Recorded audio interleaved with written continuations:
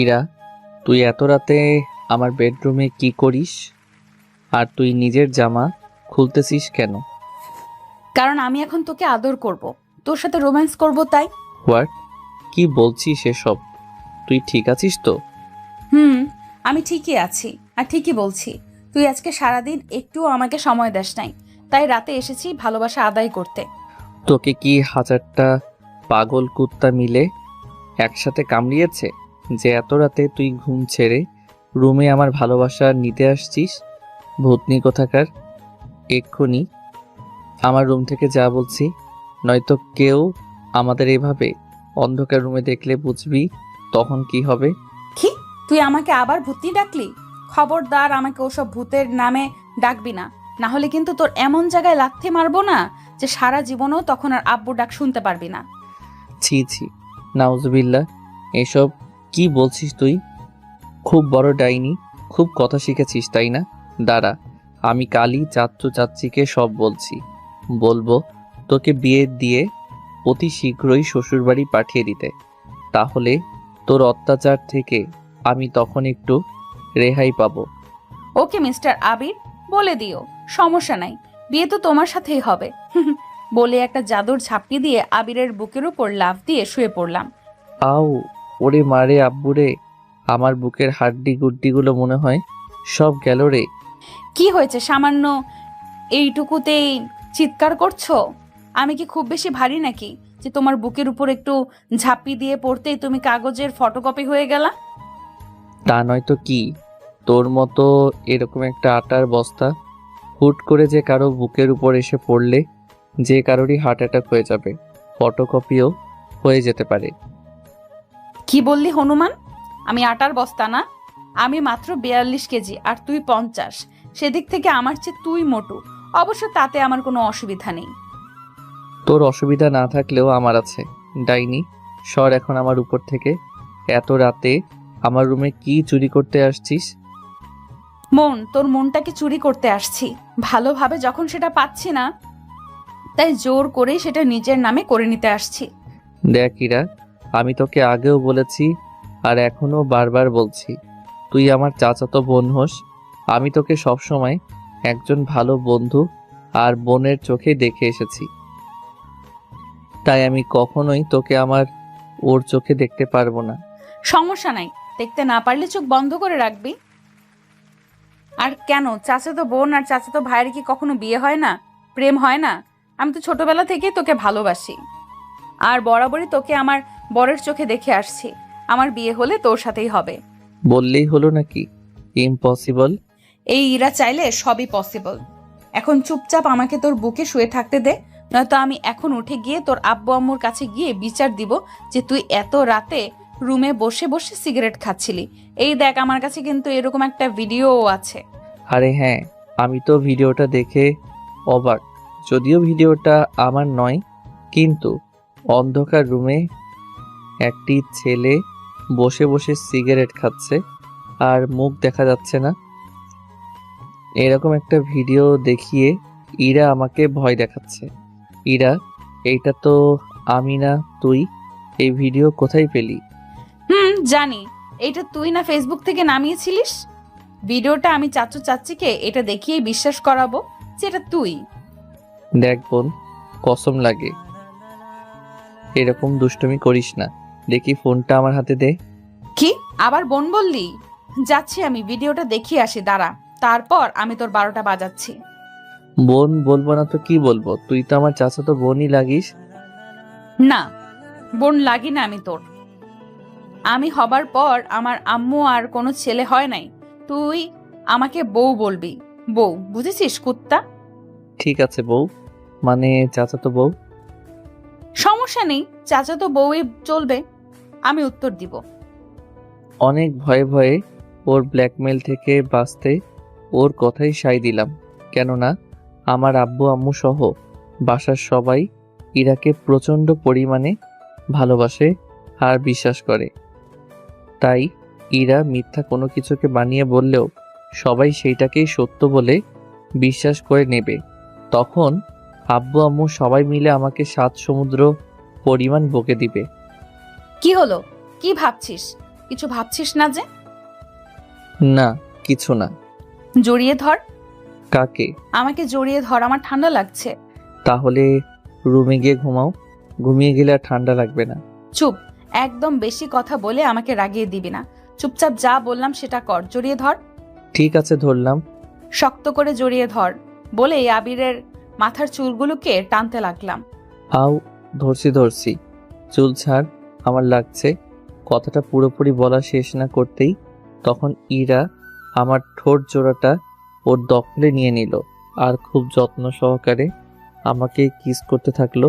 আমি কোনো প্রকার বাধাও দিতে পারছি না, কারণ ও ওর হাত দুটো ধরে আমার হাত চেপে ধরে রাখছে।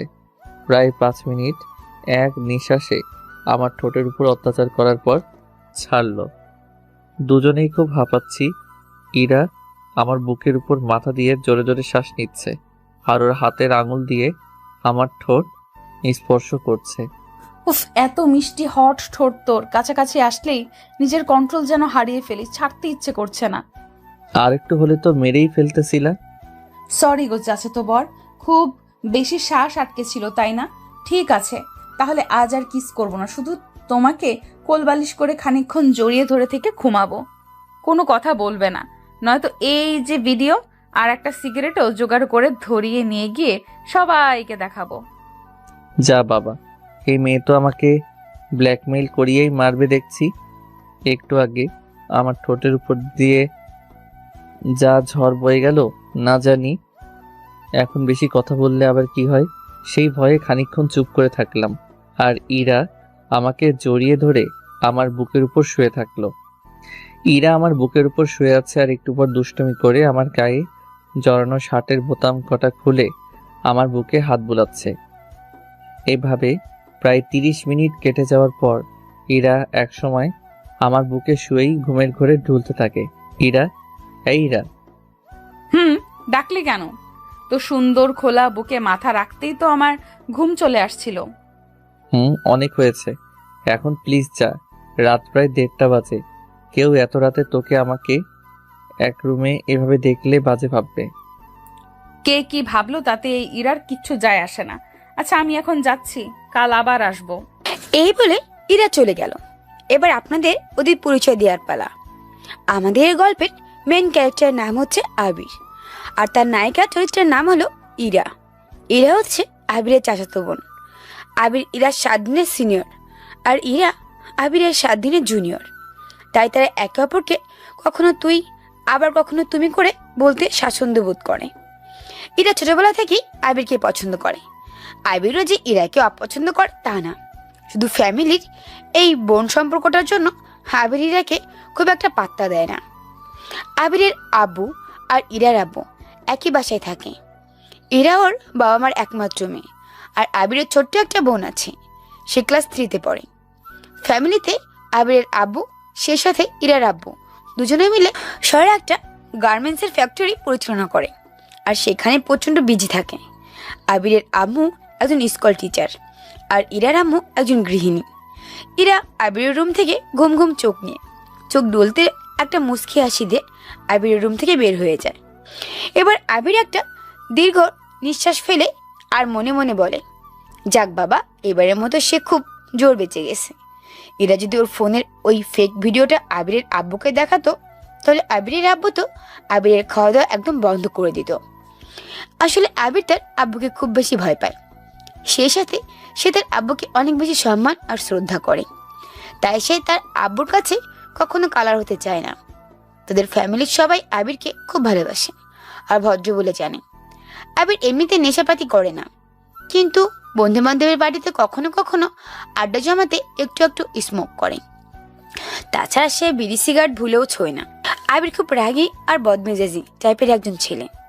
সে রেগে গেলে উল্টাপাল্টা অনেক কিছু করে ফেলে। এই যেমন ধরেন মারপিট করা, নেশা করা, আবার কখনো কখনো অন্যের রাগ নিজের উপর ঝাড়া, এরকম আর কি। এখন আপনারা ভাবতে পারেন, আবির যেহেতু এত রাগী, তাহলে সে ইরার এমন অত্যাচার সহ্য করে কেন? প্রথমেই বলছি, ইরা আবিরকে ছোটবেলা থেকে অনেক পছন্দ করে। তাই আবির যদি ইরার কোনো কথা অমান্য করে, তাহলে সে যাই হোক কিছু একটা করে। আবিরকে তার আব্বু আম্মুর ভয় দেখায়।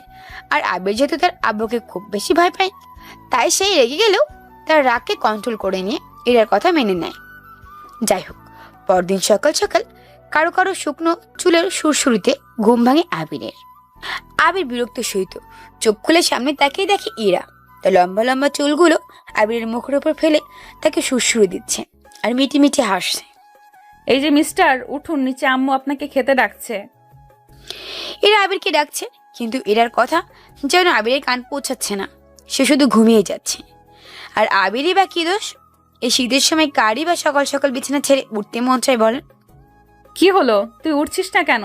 তোর জন্য আমিও সেই সকাল থেকে না খেয়ে আছি, একসাথে খাবো বলে। না, এইভাবে হবে না দেখছি। তার আমি তোর ব্যবস্থা করছি। বলে তারপর এরা ফ্রিজ থেকে এক বোতল ঠান্ডা পানি বের করে আবিরের চোখে মুখে ছিটিয়ে দেয়। আর মুহূর্তের মধ্যে আবির ঘুম থেকে লাফিয়ে ওঠে। কে কে? আমি ইরা, তোর চাচাতো বউ। ও তুমি? এখন আবার কি হয়েছে? রাতে তো ঠিক করে ঘুমাতে দাওনি, নিজে খুব ঘুমাইছো, আবার সকাল সকাল এসে আমাকে জাগাচ্ছ কেন? কুত্তা, একবার উঠে ঘড়ির দিকে তাকিয়ে দেখ, পুরো বেলা 11টা বাজে। এখন তাড়াতাড়ি উঠে ফ্রেশ হয়ে নিচে আয়। আমি সেই কখন থেকে তোর জন্য রোজা আছি। আমার জন্য রোজা আছো মানে? মানে তোর জন্য আমি সেই সকাল থেকে না খেয়ে আছি, একসাথে খাবো বলে। আর না খেয়ে থাকাতে তো রোজাই বলে। ও আচ্ছা, তুমি যাও, আমি আসছি। কিন্তু তাড়াতাড়ি। আর আমি যদি দ্বিতীয়বার এখন এসে দেখি তুই এখনো শুয়ে আছিস, তাহলে তোর পুরো খবর করে দিব, বলে দিলাম। এভাবে সকাল সকাল আবিরকে একটু তেজ দেখিয়ে ঘুম থেকে জাগিয়ে তোলে ইরা। এগুলো তো কিছুই না, এটা তার নিত্যদিনের কাজ।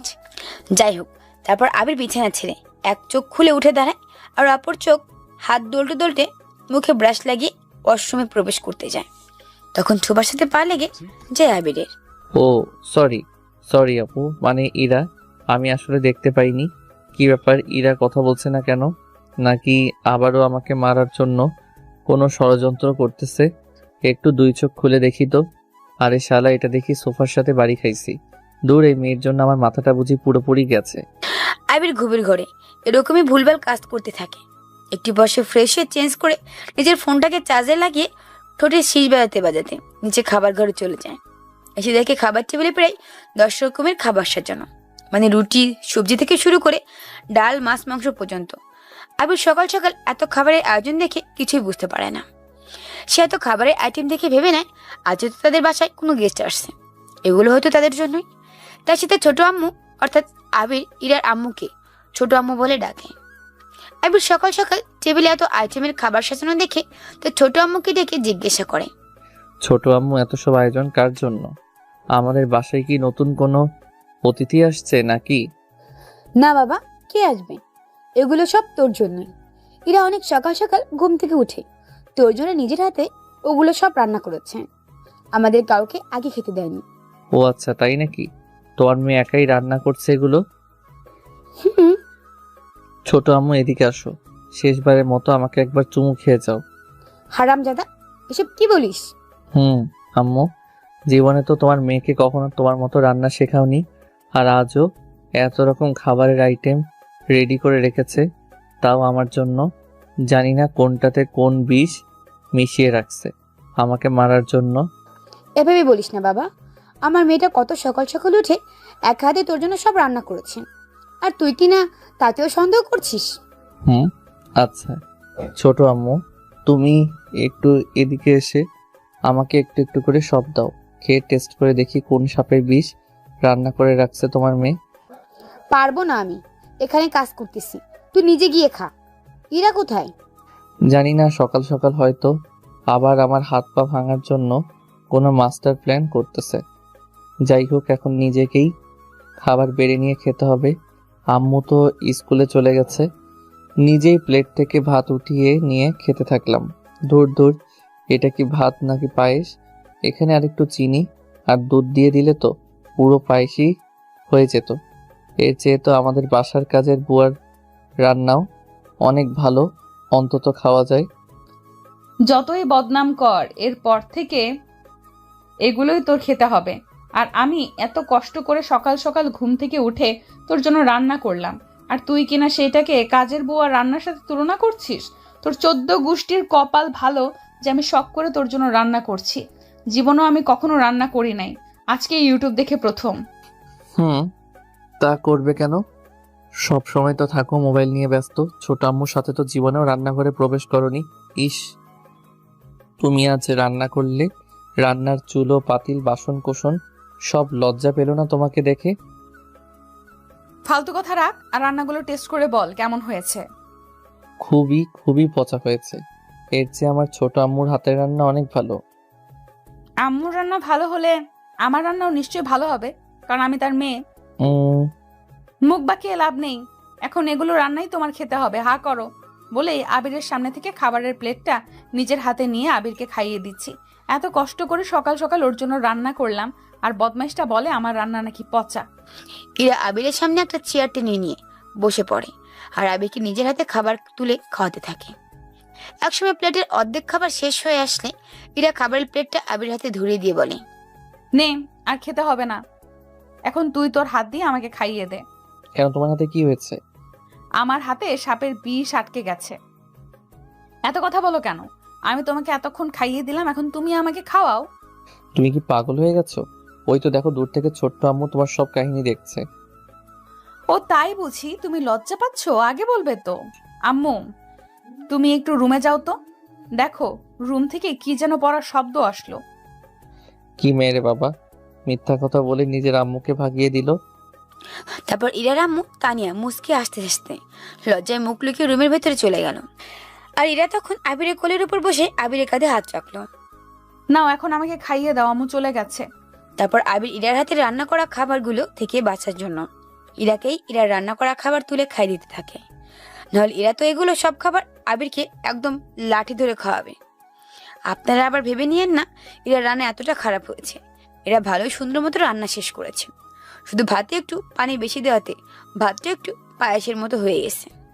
আর তরকারিতে লবণ বেশি হওয়াতে তাতে একটু চিনি মিক্স করে দিয়েছে। আর রুটি গোল করে বানাতে রুটি কম্পাস দিয়ে গোল করে দাগ করে কেটে নিয়েছে আমাদের ইরা। যাই হোক, এখন গল্পে আসি। এরা আবিরের কোলে বসে খাবার খেতে থাকে। খাওয়া শেষ হলে এরা আবিরের কোল থেকে উঠে আশেপাশে তাকিয়ে দেখে কেউ দেখেছে কিনা। তারপর সুযোগ বুঝে হঠাৎ ইরা আবিরের গালে একটা চুমু দিয়ে তার রুমে দৌড় দেয়।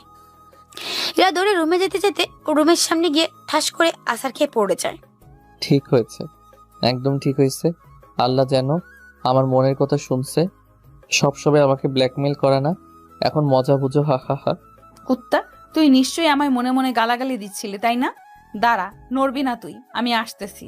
আমাকে কি ছাগল পাইছিস নাকি যে তোর মার আর খামসি খাওয়ার জন্য এখানে দাঁড়াবো? আমি এখন মিজানদের বাসায় যাচ্ছি, আজকে আর আসবো না। কথাটা বলতে বলতে আবির দৌড়ে বাসা থেকে বের হয়ে রাস্তায় এসে দাঁড়িয়ে হাঁপাতে থাকে আর মনে মনে বলে যে সে খুব জোর বাঁচা গেছে। নয়তোবা এখন আবার ইরা তাকে ধরতে পারলে রাগে হয়তো তাকে খেয়েই ফেলতো। আবির বাইরে এসে মাথা নিচু করে হাঁপাতে থাকে। তারপর সে তার বন্ধু মিজানকে কল দেয় আর জিজ্ঞেস করে, হ্যালো বন্ধু, কোথায় তুই? আরে বেটা, আমরা তো সে কখন থেকে তোর জন্য কলেজের গেটে অপেক্ষা করতেছি। ফোনে ব্যালেন্স ছিল না বলে তোকে কল করতে পারছিলাম না। তুই কোথায়? তাড়াতাড়ি কলেজের গেটের সামনে আয়। শালা গরিব, সারা রাত জেগে যখন গার্লফ্রেন্ডগুলোর সাথে কথা বলিস তখন তোদের ফোনের ব্যালেন্স যেন শেষ হয় না, আর বন্ধুকে একটা কল করতে যাবি তাতেই সবাই ফকির হয়ে যাস।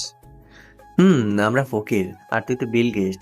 শালা এখন আর ডায়লগ না দিয়ে তাড়াতাড়ি চলে আয়, তোকে ছাড়া জমতেছে না। ঠিক আছে, গরিবের দল, তোরা অপেক্ষা কর, আমি আসছি।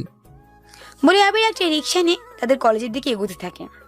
আবিরদের বাসা থেকে তাদের কলেজ খুব একটা বেশি দূরে নয়, মাত্র 3 কিলোমিটারের মতো রাস্তা। আবির কখনো বাইক নিয়ে, আবার কখনো সাইকেল কিংবা বন্ধু বান্ধবের সাথে পায়ে হেঁটেও কলেজে যায়। বুঝতে তো পারছেন, বড়লোকের ছেলে বলে কথা, যখন যেটা ইচ্ছে সেটাই ব্যবহার করতে পারে ও। আবিরের বন্ধুদের কাছে খুবই স্পেশাল, কারণ আবির সবাইকে হাসাতে পারে, আড্ডা জমাতে পারে। যে যেমন তার সাথে তেমন করেই আবির মিশতে পারে, যার কারণে আবিরের ফ্রেন্ড সার্কেলদের মধ্যে সবাই আবিরকে পছন্দ করে। যাই হোক, রিক্সা করে কলেজের দিকে এগোচ্ছে আবির। কিছুক্ষণের মধ্যে রিক্সা এসে থামে কলেজের গেটের সামনে। তারপর আবির রিক্সা ভাড়া মিটে কলেজের গেটের পাশে একটা ছোট্ট দোকানে ক্রাম বোর্ডের ঘরের দিকে লক্ষ্য করে দেখে তার সব বন্ধুরা মিলে সেখানে ক্রাম বোর্ড খেলছে। তাদের মধ্যে একজন আবিরকে দেখতে পেয়ে ইশারা করে আবিরকে তাদের কাছে আসতে বলে। মামা আমরা এদিকে। হ্যাঁ, আসছি। তারপর আবির তার মানিব্যাগটা সামনে রেখে তার বন্ধুদের দিকে এগোতে থাকে। আপনারা আবার ধরে নিয়েন না আবির কিপটে। আমাদের আবির খরচটাও করে, কিন্তু অতিরিক্ত খরচা সে একদম করে না। আবির নিজের টি শার্ট আর চুল ঠিক করে তাদের বন্ধুদের সাথে গিয়ে মিশে যায়। মামা তুই এতক্ষণে আসলি, এত লেট করলি কেন বলতো? দেখছিস এখন কয়টা বাজে? একটু পরই তো কলেজের ক্লাসে বেল পড়ে যাবে। আড্ডা দিব কখন? কলেজের বেল পড়ে যাবে তো কি হয়েছে? কেন, তুই কি আজ ক্লাস করবি না? না, আজ কোনো ক্লাস হবে না। আজ সারাদিন মিলে আমরা আড্ডা দিব, অনেক চিল করব। ঠিক আছে, তুই যখন বলছিস তাহলে তাই হবে। এমনিতেও অনেক দিন ধরে খুব একটা জমি আড্ডা দেওয়া হয় না। হ্যাঁ চলো সবাই, আজ ভরপুর আড্ডা মারতে হবে। তারপর আবির তার সব বন্ধুদের নিয়ে পুরো কলেজের ক্যাম্পাসে জুড়ে আড্ডা দিতে থাকে। আবির একটু রাগী টাইপের হয়, কোনো স্যার ম্যাডাম আবিরকে কোনো কিছু বলে না। আবির সবাইকে নিয়ে সেদিন সারাদিন অনেক আড্ডা মাস্তি করে এরপর দুপুরে তাদের নিজ থেকে ট্রিটও দেয়। তাই সবাই সেদিন অনেক মজা করে। দুপুর থেকে রাত 9টা অবধি তারা একসাথে লেকের পাড়ে আড্ডা দেয়। ধীরে ধীরে রাত গভীর হয়ে যায়, কিন্তু সেদিকে কারো কোনো খেয়ালই থাকে না। যদিও আবিরের বাসা থেকে ইরা সহ আবিরের আম্মু তাকে বারবার কল করে যাচ্ছে, সেগুলো সে খেয়াল করছে না। বন্ধু, রাত তো অনেক হলো, বাসায় যাবি না নাকি? ধুর, আবার বাসার কথা মনে করিয়ে দিলি। শালা, এতক্ষণ তোদের সাথে ছিলাম তো ওই শাকচুনি ব্ল্যাকমেইলার গুন্ডিটাকে ভুলেছিলাম। সকালে যে একটা দৌড়ানি খেয়ে বাসা থেকে বের হয়েছি, এখন রাতে বাসায় গেলে না জানি আবার আমার সাথে কি করে। মানে কার কথা বলছিস তুই? কে তোকে দৌড়ানি দিচ্ছে? আর বলিস না, ওই যে ইরা, ও তো ইদানিং যেন একটু বেশি অধিকার খাটাচ্ছে আমার উপর। ও, ইরা মানে তো চাচাতো বোন। সে তো ভালো কথা। অধিকার তো সবার উপর খাটানো যায় না। তোর প্রতি ইরা অধিকার দেখানো মানে ইরা তোকে পছন্দ করে। হ্যাঁ, কিন্তু তুই বল দোস্ত, এটা কি কখনো পসিবল? আরে বেটা, তোরা তো আর একই আমার ভাই বোন না। চাচাতো ভাই আর চাচাতো বোন। চাচাতো ভাই আর বোনের মধ্যে তো আজকাল রুম ডেট অবধি হয়। আরে তুই ভুলে গেছিস? ওই যে আমাদের ক্লাসের রিয়াদ, শালা ও তো ওর চাচাতো বোনের সাথে পাকা 1.5 বছর প্রেম করে পালিয়ে তাকে বিয়ে করে নিয়েছে। 2 দিন পর বাচ্চা হবে ওদের। সেগুলো কি ওরা কিংবা ওদের ফ্যামিলি মেনে নেয়নি? তাহলে তুই কেন এত কিছু মনে নিচ্ছিস? চুপ কর শালা ফাজিল, তুই সবার সাথে কি আমার তুলনা করছিস? আমার বেস্ট ফ্রেন্ড হয়ে তুই আমাকে এই চিনলি? আরে না দোস্ত, তুই আমাকে বলছিস? আমি তো জাস্ট তোকে এরকম একটা সম্পর্ক দেখাচ্ছিলাম যাতে তুই ইরাকে মানতে পারিস। আসলে তোর আর ইরার বিয়ে হলে কিন্তু আমাদের এলাকার সবচেয়ে সুন্দর জুটি হিসাবে অ্যাওয়ার্ডটা সবাই তোদেরকেই দিবে।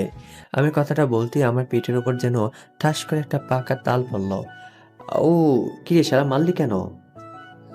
কথাটা বলেই আবির ব্রেন্সে বসা থেকে দাঁড়িয়ে একটি রিক্সাকে ইশারা করে।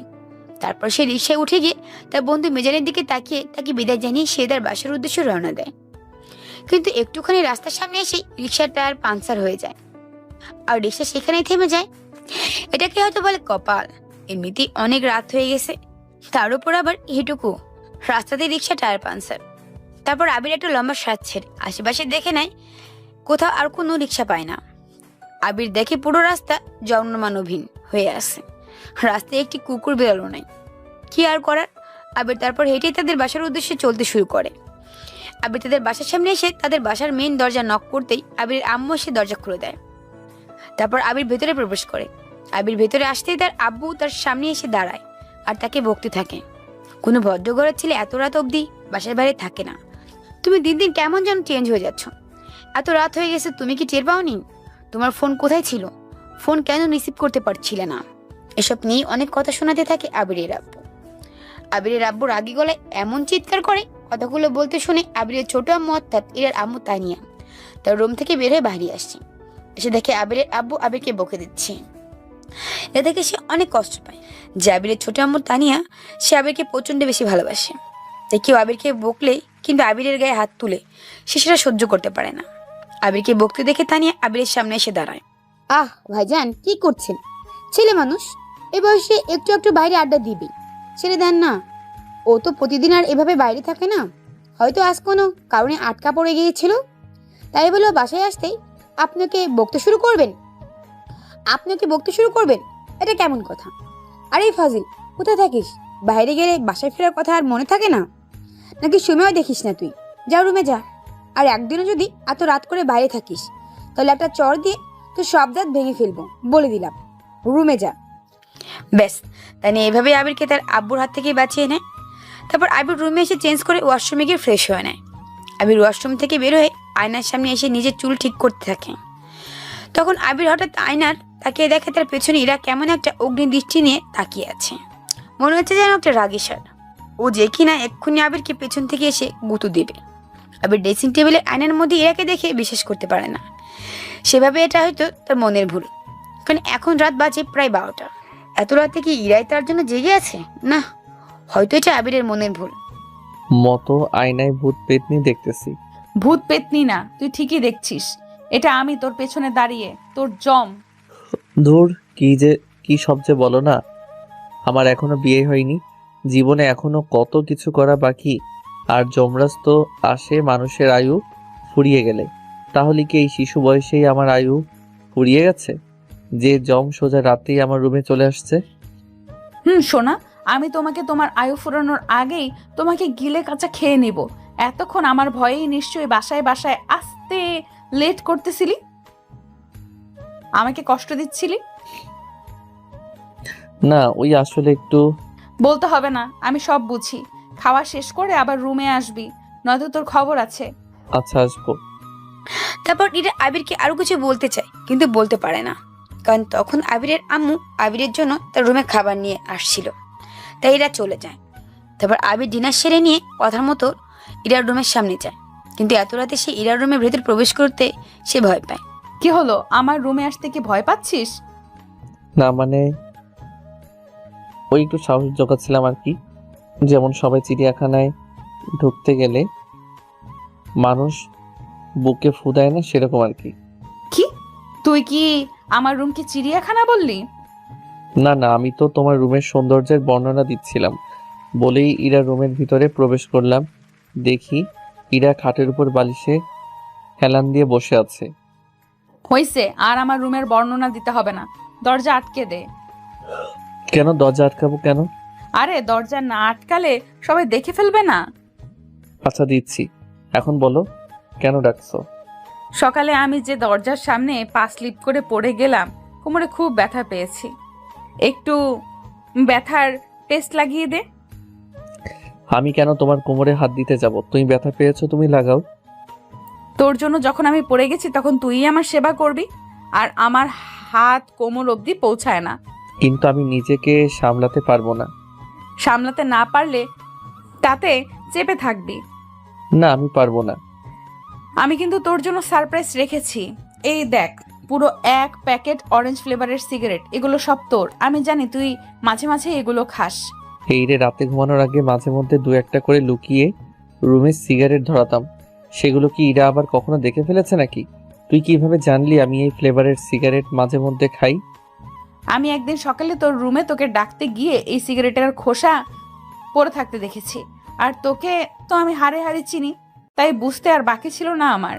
সিগারেট আমি এমনিতে খাই না, কিন্তু কখনো কখনো রাতে ঘুম না আসলে এই অরেঞ্জ ফ্লেভারের সিগারেটটা আমার ঘুম এনে দেয়। কয়েকদিন হলো এই ফ্লেভারটা আমি দোকানে পাইনি। কি জানি ইরা কোথায় থেকে ম্যানেজ করেছে। সিগারেটের প্যাকেটটার মায়ায় পড়ে আমি ইরার কথাটা মেনে নিলাম। ইরা বিছানায় বসে আছে আর আমি পাশ থেকে পেইন গেস্ট অর্থাৎ ব্যথার মলমটা হাতে নিয়ে আলতো করে আঙুলে ভরিয়ে নিয়ে ইরার নরম কোমরে লাগিয়ে দিলাম। মুহূর্তেই আমার হাতের স্পর্শে ইরা কেমন কেঁপে উঠল। মনে হচ্ছে ওর পুরো শরীরের লোম যেন দাঁড়িয়ে গেছে। আমি চোখ বন্ধ ইরার কোমরে জেল লাগিয়ে দিচ্ছি, খুব আলতোভাবে, পুরোপুরিভাবে ওকে না ছুঁয়ে। একটু পর অনুভব করলাম কারো নাকের গরম নিঃশ্বাস আমার মুখে পড়ছে। তারপর চোখ খুলতেই দেখি ইরা আমার খুব কাছাকাছি চলে আসছে। বুঝলাম এই মেয়ে এখন আবার আমার সাথে উল্টাপাল্টা কিছু করতে চলেছে। ওর গোলাপি ঠোঁট দুটো কেমন কাঁপছে, মনে হয় এখনই আমাকে কিস করবে। বুঝতে পেরে আমি মাথা সরিয়ে নিলাম। ইরা, কি করছিস তুই? কি আবার? তুই তো আমায় কিছু করতে দিলি না, তার আগেই নিজের মাথা সরিয়ে নিলি। কেন? পাগলামি বন্ধ কর আর আমার সিগারেটটা দে এখন। এনে ধর। আবির এখান থেকে একটা বের করে আমাকে ধরিয়ে দে তো, আমি একটু টেস্ট করে দেখি এটা কেমন লাগে। তুই সত্যি সত্যি খাবি নাকি? হ্যাঁ খাবো, কিন্তু এটা কিভাবে ধরায়? তুই একটু ধরিয়ে আমাকে দে, দু একটা টান দিয়ে দে। দাঁড়া, আমি ধরিয়ে দিচ্ছি। তারপর প্যাকেটটা থেকে একটা সিগারেট বের করে সেটা ধরিয়ে ইরার সামনে নিলাম। এই নে। বাহ দারুণ তো। আবির এদিকে আয়। কেন? আরে জীবনে প্রথমবার সিগারেট খাচ্ছি, এর একটা স্মৃতি ধরে রাখতে হবে না? ছটপট এইভাবে আমার কয়েকটা ছবি তোল। ঠিক আছে, তোর ফোনটা দে। তারপর আবির ইরার ফোন নিয়ে তাদের কয়েকটা সিগারেট মুখে ধরনের ছবি তুলে নেয় আর সেগুলো ইরাকে দেখায়। বাহ অনেক সুন্দর ছবি তুলেছিস তো। হয়েছে এবার তো ফোন হয়েছে, এবার তো আমি যাই। যা। এই বলে আবির ইরার রুম থেকে বের হয়ে সোজা নিজের রুমে এসে চুপচাপ শুয়ে ঘুমিয়ে পড়ে। পরদিন সকাল সকাল ঘুম ভাঙলে আবির ঘুম থেকে উঠে ফ্রেশ হয়ে খাওয়া দাওয়া শেষ করে তার কলেজে চলে যায়। দুদিন ধরে সে কলেজে যায়নি, তাই আজ সে তার কলেজ মিস করেনি। আবির সারাদিনের কলেজে সেই সাথে বন্ধুদের সাথে আড্ডা দিয়ে বিকেলে বাসায় আসে। বিকেলে আবির বাসায় আসতে তার ছোট বোন লামিয়া এসে তার সাথে জেদ করে। ভাইয়া, আমার চকলেট এনেছো? আমাকে চকলেট দাও। বড়ি, এই নে তোর চকলেট বলে লামিয়াকে কোলে তুলে নিয়ে ওর কপালে একটা চুমু দিলাম। কিন্তু কথা হচ্ছে আমি ইরাকে আশেপাশে কোথাও দেখছি না। তারপর আবির লামিয়াকে কোল থেকে নামিয়ে নিয়ে তার রুমে চলে যায়। আবির রুমে গিয়ে ড্রেস চেঞ্জ করে ফ্রেশ হয়ে খাবার খেয়ে নেয়। তারপর সন্ধ্যাবেলা আবির তার রুমে একা একা বসে বই পড়তেছিল। তখন হঠাৎ ইরা আবিরকে রুমে এসে আবিরের পাশে এসে বসে। আমির ভাবছি ইরা হয়তো পড়তে আসে, তাই সে আর কিছু বলেনি। একটু পর ইরা আবিরের পাশ থেকে উঠে গিয়ে দরজা লাগিয়ে দিল আর আবিরের কাছে আবার এসে বসলো। কিরে, তুই দরজা কেন লাগাচ্ছিস? কারণ সারাদিন আমি যেটা করতে পারি নাই এখন সেটা করব। মানে কি করবি তুই? এই যে তোর কোলে বসে তোর ঠোঁটে কিস করব। না, এটা হয় না। তুই আমার চাচাতো বোন হোস। তুই যখন তখন এভাবে আমাকে কিস করতে পারিস না। বেশি কথা বললে আমি কিন্তু এখন চিৎকার করব। তারপর সবাই এসে জিজ্ঞেস করলে আমি সবাইকে বলবো তুই আমাকে তোর রুমে আটকে রেখে আমাকে রেপ করতে চাইছিলি। তুই আমার নামে এত বড় একটা মিথ্যা বলতে পারবি?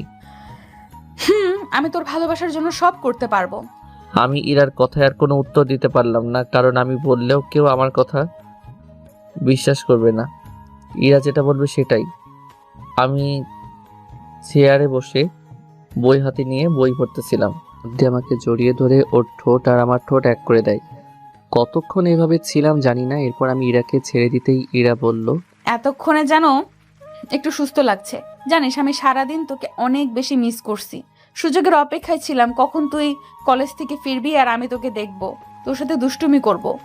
আমি তো সেই বিকেলেই কলেজ থেকে ফিরেছি। বাসায় এসে তো তোকে কিংবা ছোট আম্মু কাউকে দেখিনি। আমি বাসায় তোর আসার অপেক্ষা করতে করতে শেষমেশ আম্মুর সাথে একটু পাশের বাসার আন্টির ওখানে গিয়েছিলাম। ও তা আদর তো করলি, এবার আমাকে ছাড়। ছাড়বো না। তোর কি গলা টিপে মেরে ফেলবো নাকি? শোন, আমার হবু শাশুড়ি মানে তোর আম্মুর কাছ থেকে শুনলাম কাল আমাদের বাসায় নাকি গ্রাম থেকে তোর কোন এক বোন আসবে। বোন কে আসবে? সেসব আমি জানি না, আমি শুধু আম্মুর কাছ থেকে যেটুকু শুনলাম সেটাই তোকে বলছি। যেই আসুক তুই কিন্তু একদম কালকে সারাদিন বাসায় থাকবি না। তাহলে কোথায় যাব? আমাকে নিয়ে ঘুরতে যাবি। যদি না নিয়ে যাই? যদি না যাস তাহলে এই দেখ, সেদিন আমার রুমে তুই যে আমাকে সিগারেট ধরিয়ে দিয়ে এতগুলো ছবি তুলে দিলি, এগুলো সব নিয়ে গিয়ে আমি তোর আব্বুকে দেখাবো আর বলবো, বড় আব্বু দেখো তোমার ছেলে জোর করে আমাকে সিগারেট খাইয়েছে আর ভিডিও করে নিয়েছে। এখন বলতেছে এগুলো নাকি ও ইন্টারনেটে ছেড়ে দিবে সামান্য কিছু লাইক কমেন্ট আর ভিউ পাওয়ার জন্য। তারপর বড় আব্বু যখন তোকে বানাবে না তখন বুঝবি মজা। আপনারা দেখলেন তো ইরা ঠিক কোথায় আমাকে ব্ল্যাকমেল করে ওর কথায় বাধ্য করে নিল। সেদিন তো আমি নিজে ইচ্ছে করে ইরার হাতে সিগারেট ধরিয়ে দেইনি, বরং ও নিজেই তো আমার হাতে সিগারেটের প্যাকেটটা ধরিয়ে দিয়ে সেটা ওকে দিতে বলল। আর ওর ফোনে সেই ছবিও আমাকে স্মৃতিস্বরূপ তুলে দিতে বলল। এখন সেই ছবিগুলো দিয়েই আমাকে ব্ল্যাকমেইল করছে ইরা। আমি জানি আমি যতই না বলি না কেন ইরার কথা আমাকে মানতেই হবে। তাই আর কোনো কিছু ভাবনা চিন্তা না করে ইরাকে বললাম কাল কখন যেতে হবে।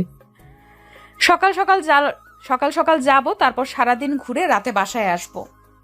কিন্তু বাসায় কি বলে ম্যানেজ করবি সব? সেসব নিয়ে তোর ভাবতে হবে না। তুই ওগুলো আমার উপর ছেড়ে দে। আচ্ছা, তাহলে কাল সব ম্যানেজ করে সময় মতো রেডি থাকিস।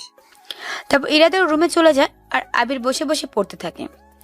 রাতে খাওয়ার সময় হয়ে আসলে তারা সবাই একসাথে খাবার ঘরে বসে ডিনার করে নেয়। তারপর যে যার রুমে চলে যায়। রাতে ইরা আর আবিরের কাছে যায় না। আবির সকাল সকাল ঘুম থেকে উঠে চোখ খুলে দেখে ইরা তার বুকের উপর শুয়ে আছে আর দরজাটাও একটু খোলা। তাই সে তাড়াতাড়ি করে ইরাকে জাগিয়ে দিয়ে বলে, ইরা, তুই আমার রুমে কখন আসলি? আর এভাবে আমার বুকের উপর শুয়ে আছিস কেন?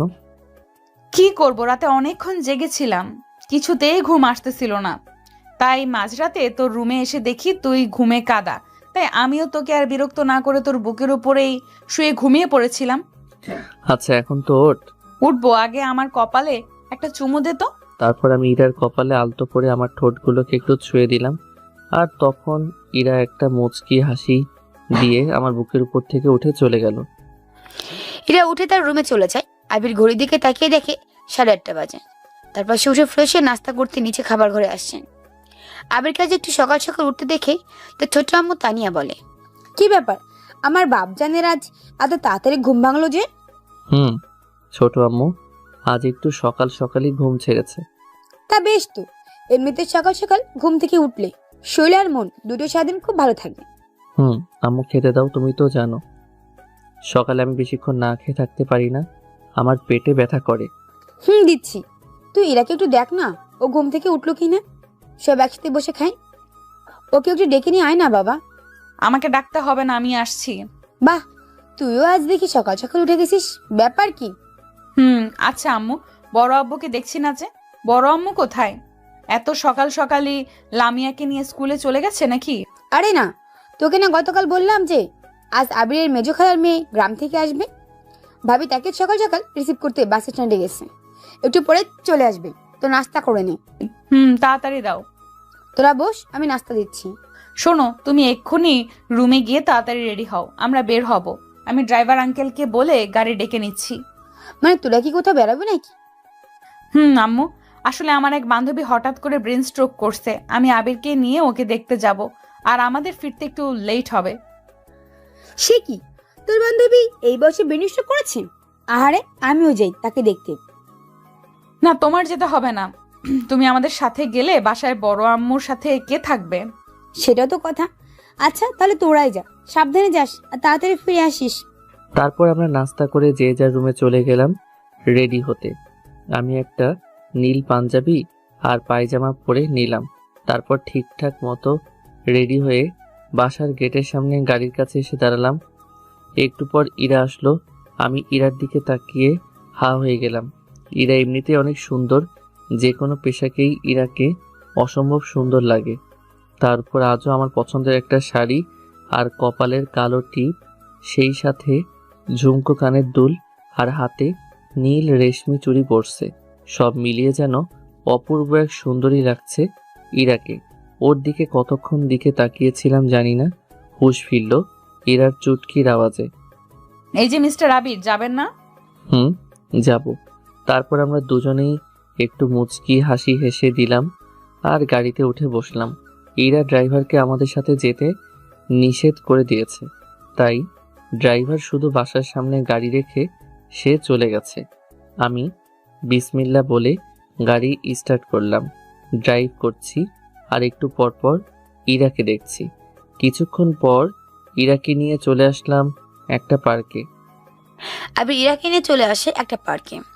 তারপর তারা সেখানে তাদের গাড়িটাকে পার্ক করে দুজনে ভেতরে প্রবেশ করে আর পার্কটাকে ঘুরে ঘুরে দেখতে থাকে। আবির আর ইরা দুজনের হাত ধরে পাশাপাশি হাঁটছে আর গল্প করছে। একটু সামনে এগোতে ইরা দেখে সেখানে একজন ফুচকাওয়ালা মামা ফুচকা বিক্রি করছে আর ফুচকা ইরার খুব পছন্দের। তাই তারা সেখান থেকে 2 প্লেট ফুচকা নিয়ে দুজনে খেতে থাকে। তারপর তারা আর একটু সামনে এগোতে একটা ছেলেকে বাদাম বিক্রি করতে দেখে। তারা সেখান থেকে 200 গ্রাম বাদাম কিনে নেয়। এরপর তারা একটা ব্রেঞ্চের উপর গিয়ে বসে। আবির ইরার কোলে মাথা রেখে শুয়ে ব্রেঞ্চে পা দুলাতে থাকে আর ইরা বাদামের খোসা ছাড়িয়ে একটা একটা করে আবিরের মুখে দিতে থাকে। সেখানে তারা অনেকটা সময় কাটায়। তার কিছুক্ষণ পর ইরা হঠাৎ বলে ওঠে, আবির, আমার না শরীরটা কেমন যেন করতেছে, একটু মাথায় হাত বুলিয়ে দে না আমার। কি কি হয়েছে তোর? তোর কি খুব বেশি খারাপ লাগতেছে? চল বাসায় চল, না, যাব না। তুই একটু খানিকক্ষণ জড়িয়ে ধর আমায়, তাহলে সব ঠিক হয়ে যাবে। এখানে সবার সামনে তোকে জড়িয়ে ধরবো? হ্যাঁ, তা নয় তো কি। পার্কে তো মানুষ এরকম সময় কাটাতেই আসে প্রেমিকের সাথে। আচ্ছা দেখি কি হয়েছে তোর। বলেই ইরাকে কাছে টেনে নিলাম, আর ইরা তখন চোখ বন্ধ করে খানিকক্ষণ আমার কাঁধে মাথা রেখে আমাকে জড়িয়ে ধরে বসলো। আবির, তুই আর এই নীল পাঞ্জাবিটা কখনোই পরবি না। কেন? কারণ এটা পরলে তোকে খুব বাজে দেখায়। বলি আবিরকে আবারও শক্ত করে জড়িয়ে ধরলাম। আমার বরটার দিকে কতগুলো মেয়ে তাকিয়ে আছে তার কোনো হিসাব নেই। আজ শুধু একবার বাসায় যেয়ে নেই, তারপরে এই পাঞ্জাবিকে আমি একদম গায়েব করে দিব, মনে মনে বললাম। তারপর আবির আর ইরা মিলে আরো কিছুক্ষণ পার্কে অবস্থান করে। এরপর সন্ধ্যা আসতেই তারা সেখান থেকে ফিরে বাসায় চলে আসে। বাসায় এসে গাড়ি থেকে নেমে ইরা আবিরের হাত ধরে খুশি খুশি মুখ নিয়ে বাসার ভিতর প্রবেশ করলো। তারপর ওরা যে যার রুমে চলে গেল। যাওয়ার সময় ইরা আবিরকে আবারও চোখ বড় বড় করে ইশারা করলো। আবির যেন তার খালাতো বোন শিরিনের সাথে বেশি না মেশে। আবির আর ইরা দুজনেই তাদের রুমে গিয়ে ফ্রেশ হয়ে নেয়। তারপর রাতে সবাই একসাথে খাবার খেতে বসে।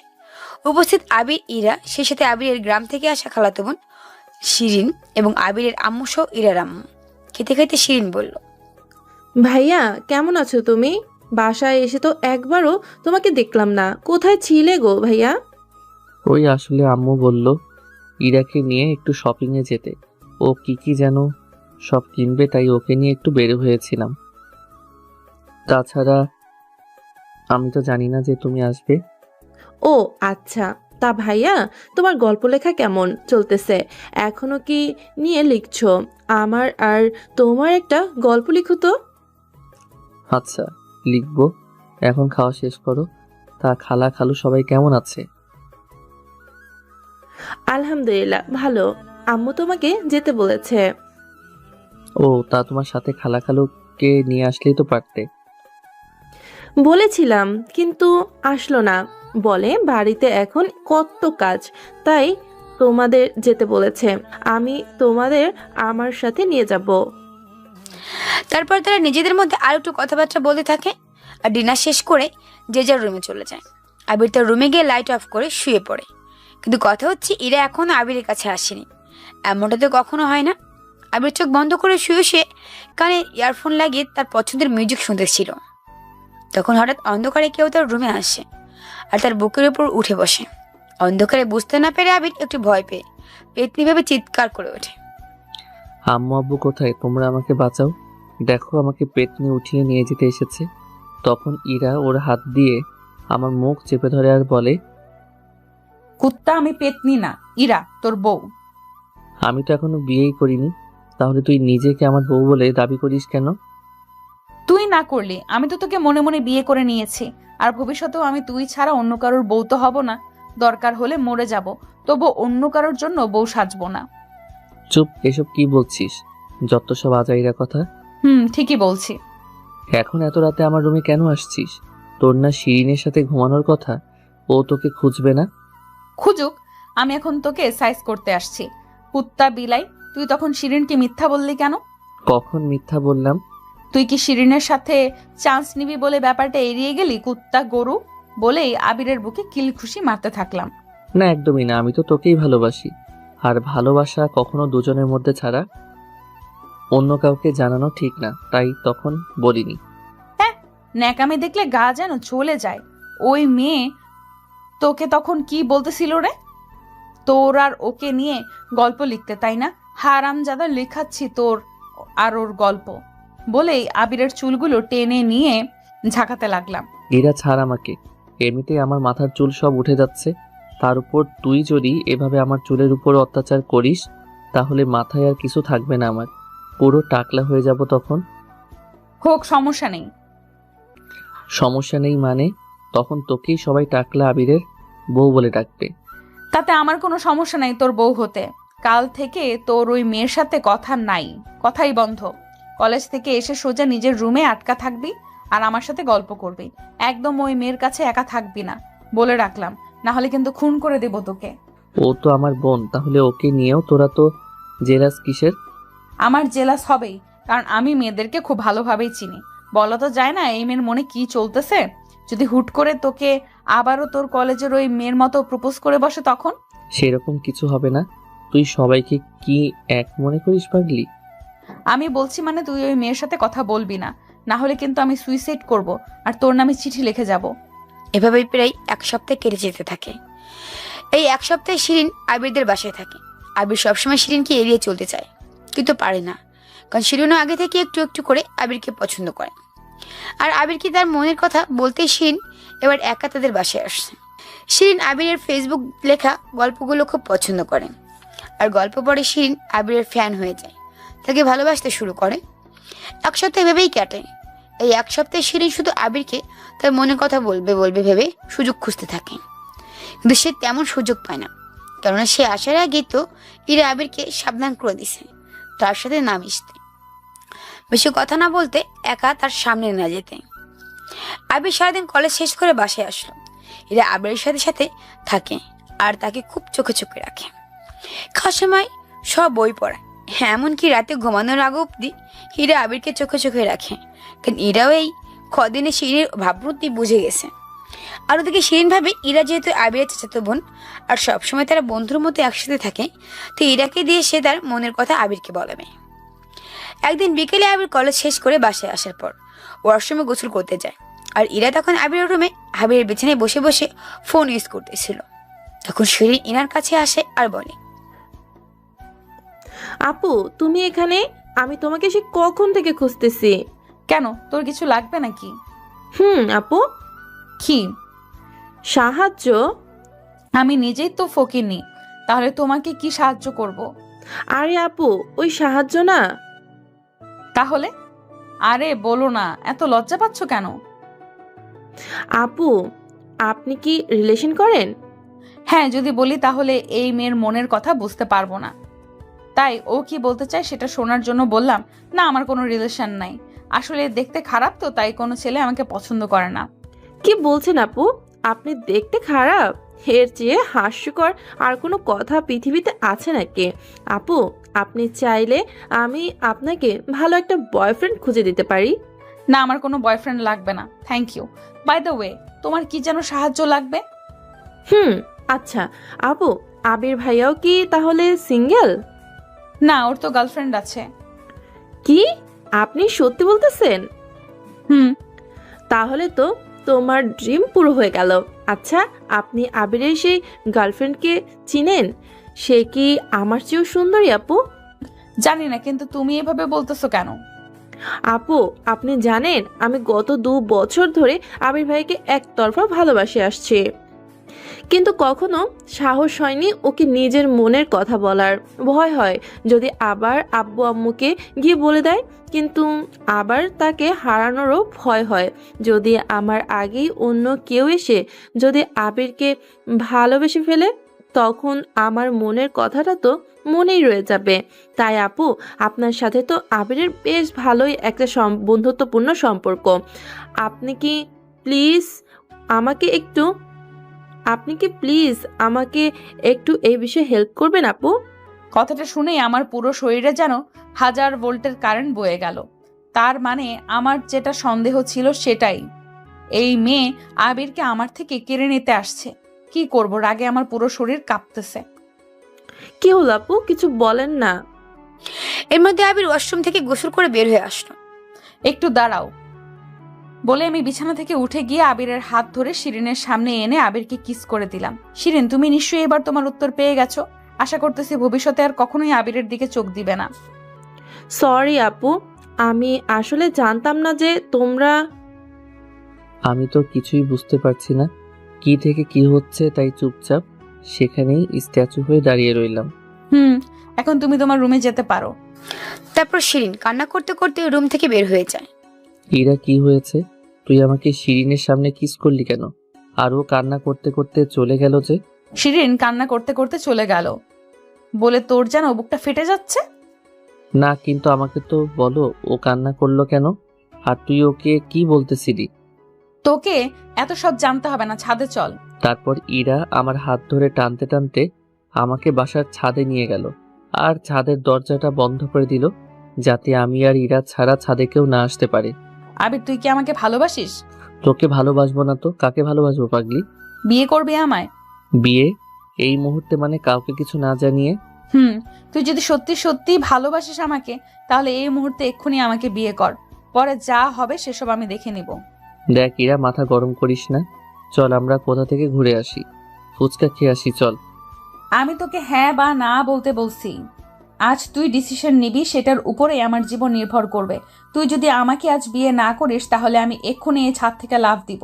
আর তুই যদি আমাকে বাধা দিতে আসিস, তাহলে এই যে আমার হাতে এই ছুরিটা, এটা সোজা আমার নিজের পেটে ঢুকিয়ে দিব। কথাগুলো বলতেছে আর কান্না করতে করতে 2-1 পা করে পিছনে পিছাচ্ছে ইরা। আমি তো কিছুই বুঝতে পারতেছি না, হঠাৎ এর আবার কি হলো। ইরা যেমন রকম জেদি মেয়ে, বলা যায় না, হয়তোবা মাথা গরম করে নিজের কোনো একটা ক্ষতি করে ফেলতেও ও একবার ভাববে না। তখন আমি আব্বু আম্মু চাচ্চু আর ছোট আম্মুর কাছে কি জবাব দিব, তাই খুব বেশি ভাবনা চিন্তা না করে ইরার চোখের দিকে তাকিয়ে বললাম, আচ্ছা যা, আমি তোকে বিয়ে করব। এখন এই ছুরিটা আমার হাতে দে। না, বিয়ের খাতায় সাইন করা না অবধি এটা আমার কোমরে থাকবে। তুই চল আমার সাথে এক্ষুনি। আমরা কোথায় যাব? সোজা কাজী অফিসে। আর হ্যাঁ, নিচে বাসার কাউকে কিচ্ছু জানাবি না, না হলে কিন্তু আমি কি করব তা তুই বুঝতেই পারছিস।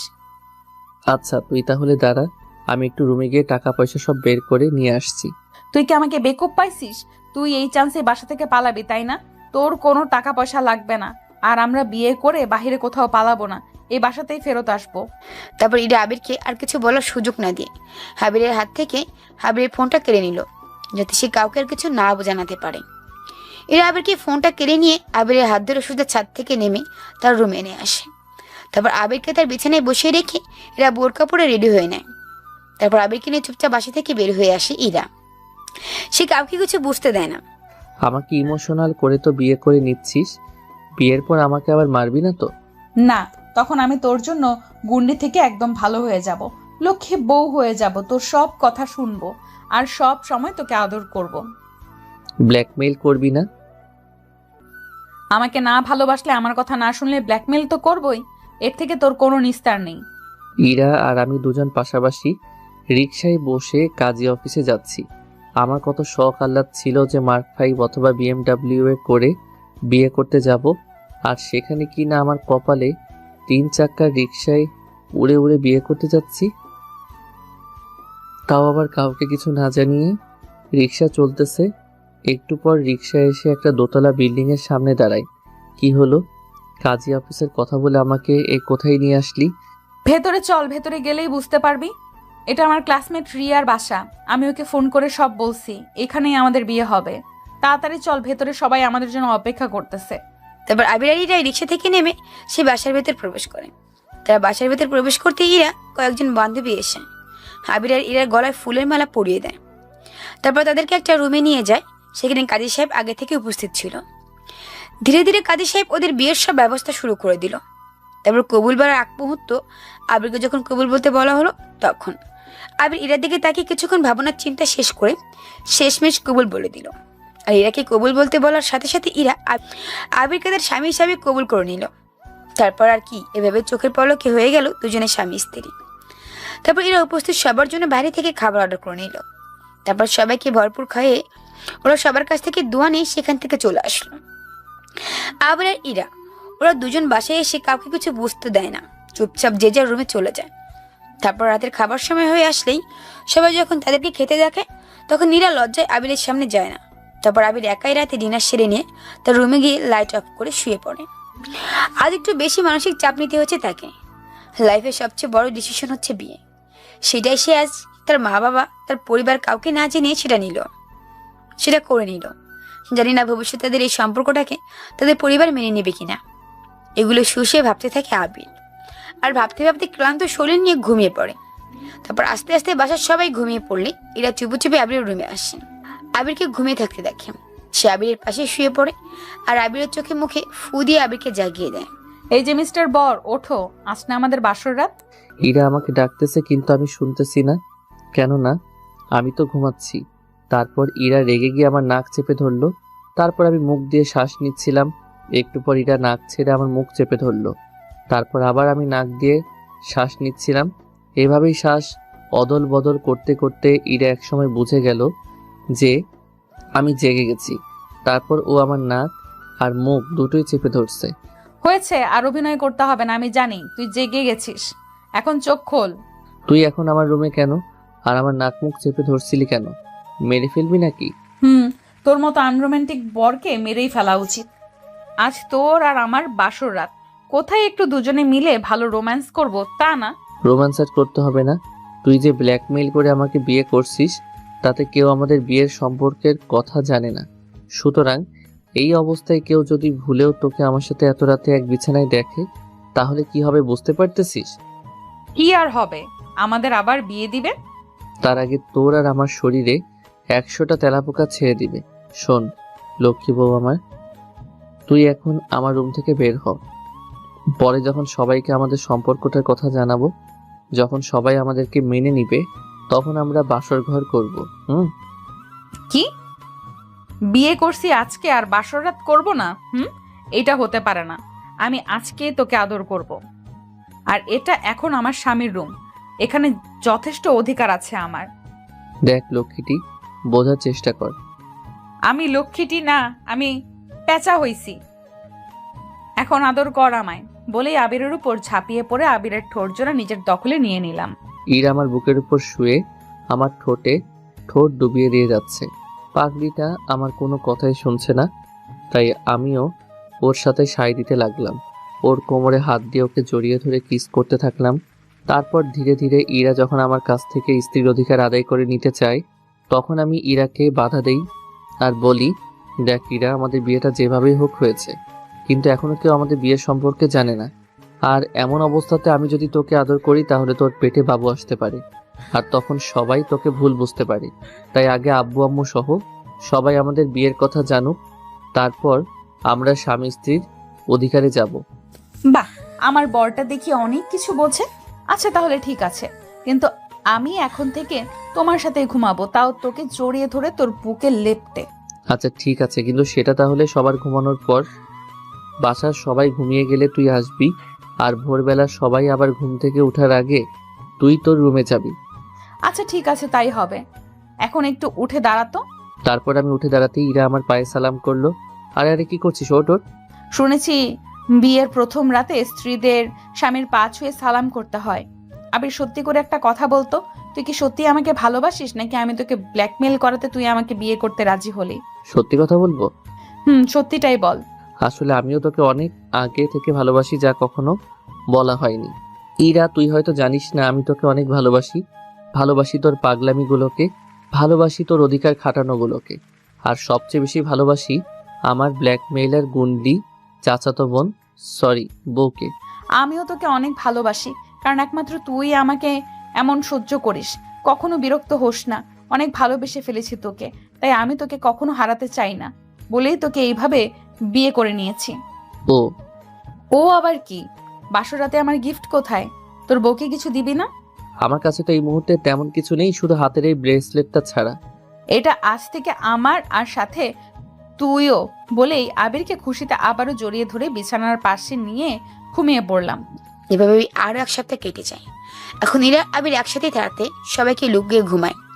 রাতে বাসায় সবাই ঘুমিয়ে পড়লে এরা চুপে চুপে আবিরের রুমে আসেন, আর আবিরকে লেপ্টে জড়িয়ে ধরে আবিরের পাশেই আবিরের বিছানায় ঘুমায়।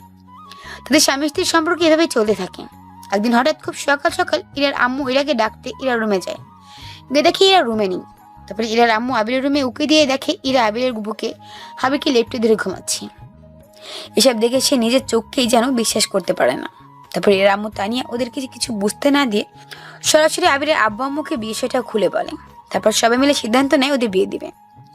আসলে ওদের বিয়ে সে ছোটবেলা থেকেই ওদের মা বাবা ঠিক করে রেখেছিল, তাই তো ওদের একসাথে এতটা ক্লোজলি আসতে দিছে। যাই হোক, সকালে সবাই একসাথে নাস্তা করার সময় ইরার আম্মু আবির আর ইরাকে উদ্দেশ্য করে বলে, বেশ ভালোই এগিয়েছো দুজন।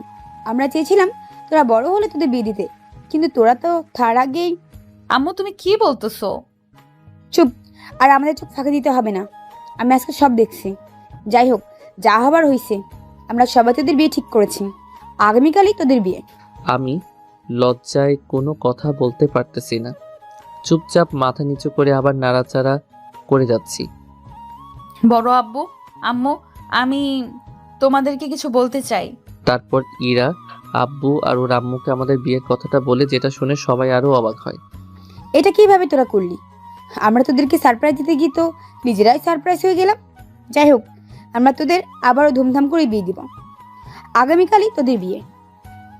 তারপর ওর কথা মতো তখন থেকে বাড়িতে পুরো বিয়ের ধুম পড়ে যায়।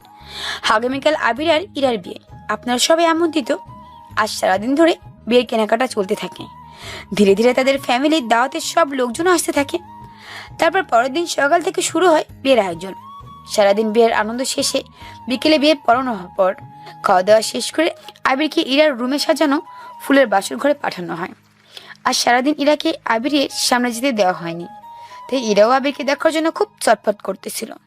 আবির বাসর ঘরে প্রবেশ করতেই ইরা দৌড়ে এসে আবিরকে জড়িয়ে ধরে আর কান্না করতে করতে বলে, কোথায় ছিলি? এত লেট করলি কেন আমার কাছে আসতে? তুই জানিস সবাই আমাকে তোর কাছে যেতে দিচ্ছিল না। পাগলি, তাই বলে এমন ছোটদের মতো কান্না করছিস কেন? আজ না আমাদের বাসর রাত, তুই প্রথমে এরকম কান্না করলে বাসর হবে কিভাবে? আজ কিন্তু তোকে খুব আদর করব, দেখবো কত আদর খেতে পারিস। যা, তোর মুখে কি কিচ্ছু আটকায় না? পাঠক পাঠিকারা তো সবাই আমাদের কথা শুনছে, আমি লজ্জা পাচ্ছি তো। বা তুই আবার লজ্জাও পেতে পারিস। চল, আজ তোর সব লজ্জা আমি ভেঙে দিব। বলি ইরাকে থুড়ি বউকে কোলে তুলে নিলাম আর বিছানায় শুয়ে দিলাম।